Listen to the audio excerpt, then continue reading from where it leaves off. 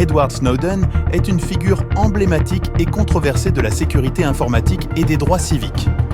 Voici un récit détaillé de son histoire. Wadji's Histoire. Wadji's Histoire.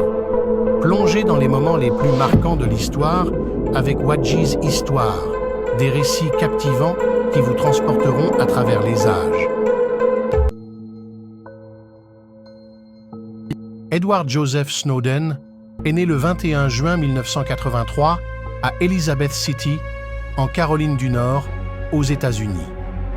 Il a grandi dans une famille militaire et s'est intéressé très tôt à l'informatique et à la technologie. Après avoir quitté le lycée sans diplôme, il a étudié l'informatique à distance et a rapidement intégré le secteur de la sécurité informatique. Snowden a travaillé pour plusieurs sous-traitants de l'industrie de la défense, notamment Booz Allen Hamilton et Dell. Il a également été employé par la Central Intelligence Agency, CIA.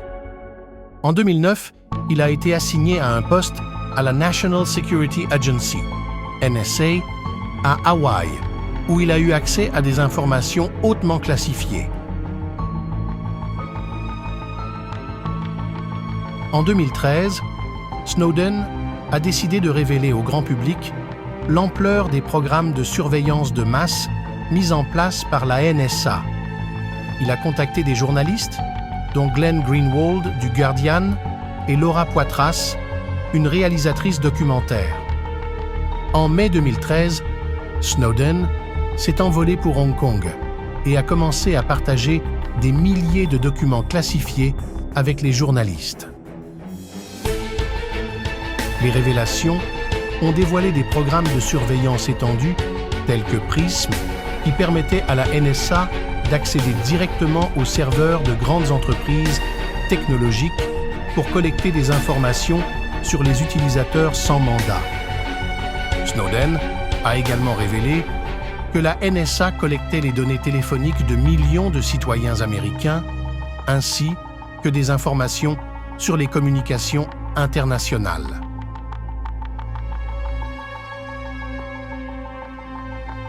Après avoir divulgué ces informations, Snowden a fui Hong Kong pour éviter l'extradition vers les États-Unis. Il a voyagé vers Moscou, en Russie, où il a été bloqué dans la zone de transit de l'aéroport Sheremetyevo pendant plus d'1 mois. Finalement, la Russie lui a accordé l'asile temporaire et Snowden y réside depuis.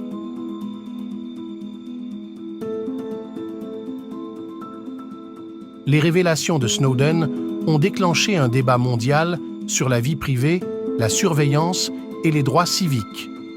Aux États-Unis, ces actions ont conduit à des réformes de la surveillance, notamment la loi USA Freedom Act de 2015, qui a mis fin à la collecte en vrac des données téléphoniques par la NSA. Cependant, Snowden a été inculpé de vol de biens gouvernementaux et de violation de la loi sur l'espionnage. Le gouvernement américain continue de demander son extradition pour qu'il soit jugé pour ses actions.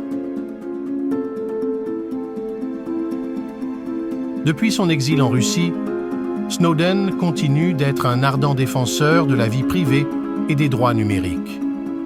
Il a écrit un livre autobiographique intitulé « Permanent Record » et participe régulièrement à des conférences et des interviews par vidéoconférence pour promouvoir la protection des droits civiques à l'ère numérique.